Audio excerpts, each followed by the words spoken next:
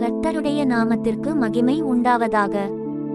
உங்களுக்கான தேவ வார்த்தை: நீ விசுவாசித்தால் தேவனுடைய மகிமையை காண்பாய்.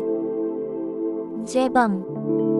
அன்புள்ள பரலோக பிதாவே, கர்த்தாவே, நீர் சொல்லியிருக்கிறீர், நீ விசுவாசித்தால் தேவனுடைய மகிமையை காண்பாய் என்று. என் வாழ்க்கையில் உறுதியான விசுவாசத்தை வளர்த்து சோதனைகள் வந்தாலும் உம்மை நம்பி நிற்க வலிமை தாரும். கர்த்தாவே, என் விசுவாசத்தின் மூலம் உமது மகிமையை என் வாழ்க்கையிலும் என் குடும்பத்திலும் வெளிப்படுத்தும். இயேசுவின் நாமத்தில் ஜெபிக்கிறோம் எங்கள் நல்ல பிதாவே. ஆமென்.